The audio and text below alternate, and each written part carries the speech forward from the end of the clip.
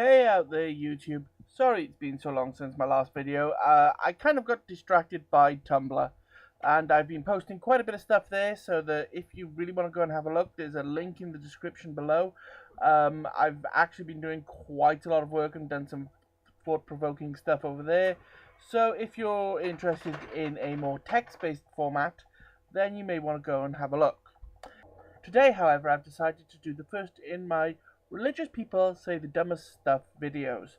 This is a series where I will be taking a look at the religious videos on YouTube and basically ripping apart what they say.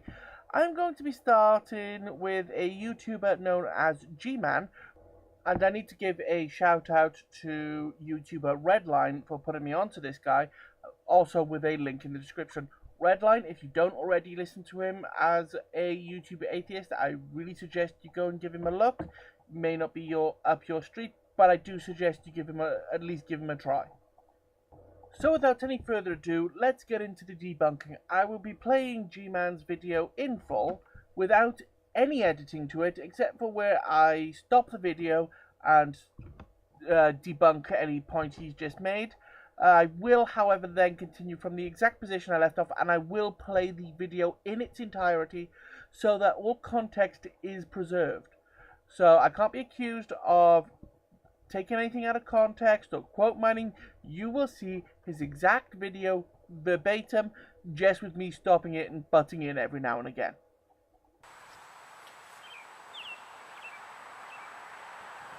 Hello everyone, and welcome to another edition of Preaching to the Choir Ministries. Hello G-Man, nice to be here. And in this edition of Preaching to the Choir Ministries, I am here in the cemetery to pay my respects to atheism. Wow, showing respect for atheists? Perhaps I should hold this guy up as a model for what all theists should be more like instead of debunking him. You see, atheism is dead.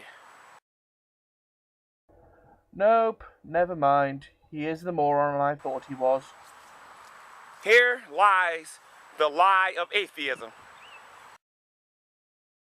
I'm not sure atheism could be considered a lie, and I'm pretty sure even if it was a lie, it couldn't lie down. But what was atheism's fatal flaw? Why did they die so early in their history?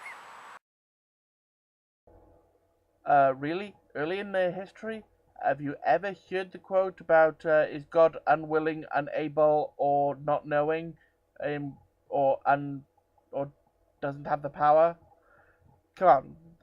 Atheists have been around for a few thousand years. In fact, I think we've been around longer than Christians. They died because of, well, shoddy logic. Books like The Origin of Species and Human Evolution. They put too much trust in Charles Darwin. Oh, great. He's a full-on creationist. Oh, well. Let's see where to begin. Firstly, Darwin and evolution are not prerequisites for atheism. Atheism is not believing in the existence of a supernatural being known as a god. Evolution is accepted by many theists and is not a prerequisite for atheism, although many atheists do accept the scientific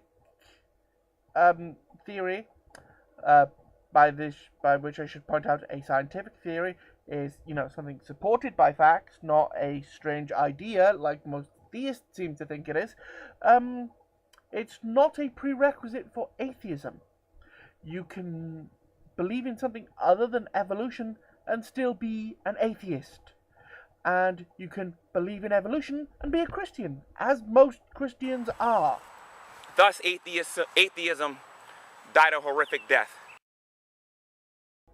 Atheism's kind of not dead. We account for about 30% of the population. In fact, atheism is kind of growing, which kind of means that the belief in gods is falling. So, if anything is dying, it's kind of the theists. So, that's bullshit. Did you never read the census data? Come on, it's pretty much free for anyone to go and look at online. This takes like 5 minutes of research. There are more atheists than there have ever been. Atheism also died a horrific death because they could not prove that there was no God.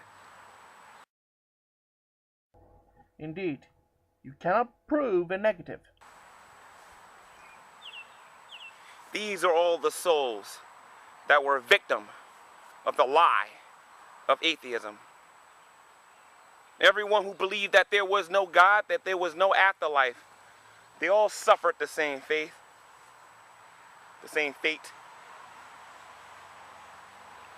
Because they bought the lie of atheism. Last time I checked, most graveyards are filled with theists. It's consecrated ground, burial rites, stuff like that. I think you'll find that those graves don't really represent atheists. I'm not saying there's none in there, but I'm pretty sure the majority of them are theists. Probably Christians, considering the country you come from. They said that you couldn't prove a negative, which is one of the biggest lies from the pit of hell I have ever heard in my life. Let's say, for example, I come to you and I say that George Washington is the president in 2013. And the person then comes to me with a negative and says, George Washington is not the president today. Are you telling me then that the person in the negative cannot prove that George Washington is not the president in 2013? Do you not see the play on words here? What if I came to you and told you that Oprah Winfrey was blue, and someone said that Oprah Winfrey was not blue, she was black? Are you going to tell me that you couldn't prove that she wasn't black? Okay, this is a slight problem for me because I'm not sure whether you're a complete moron or whether or not you're just playing one for YouTube views. Right, let me explain. Although what you pointed out was a negative, you can disprove it by proving a positive.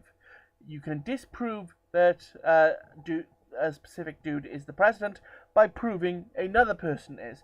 However, you cannot prove that anything does not exist, because there is no such thing as evidence for non-existence, except for the absence of evidence of existence.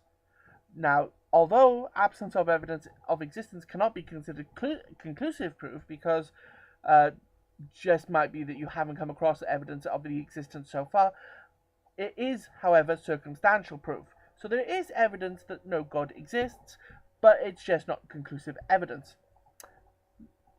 But at the same time, because we cannot prove he doesn't exist, doesn't automatically prove that he exists. I would refer you to the invisible pink unicorn argument, the flying spaghetti monster argument, and the celestial teapot argument proposed by Richard Dawkins, or at least someone. I'm not sure who proposed it originally, but it was Dawkins I heard talking about it. That is why atheism is dead. That is why atheism has no life. And that is why atheism, before it died, was an utter joke, laughable, pitiful, and was of no use. See, many of you have been deceived into believing that atheism is worth the paper it's written on, and it is not. What you people need to start thinking about is this. You cannot prove that there is no God.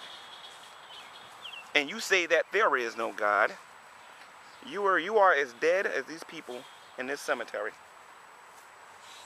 All who went into eternity believing that there was no God. I'm not sure anyone's told you, but everyone dies eventually. There is no such thing as anything that lasts forever. In fact, even the universe we are in will eventually succumb to heat death, and we're pretty much screwed either way. Even if we were to somehow invent a way to be immortal tomorrow, we would, eventually all die when the universe dies, so we're kind of screwed. There is no such thing as an eternity within this universe. Atheists of the world, I've said this over and over and over and over. And I'm going to say this to you again. Repent while you still have time. Or perish. I think I've already mentioned that we're all going to die anyway, so being scared of perishing, which pretty much every atheist already accepts, not really going to be a problem for us. Like all these other atheists before you. Okay, and that's it. Thanks everyone who's actually listened for this long. This is of course my first debunking video, and it consequently was terrible. I will try and do a little bit better in the future, at least just a little bit better. But thank you for everything, and be seeing you at my next video.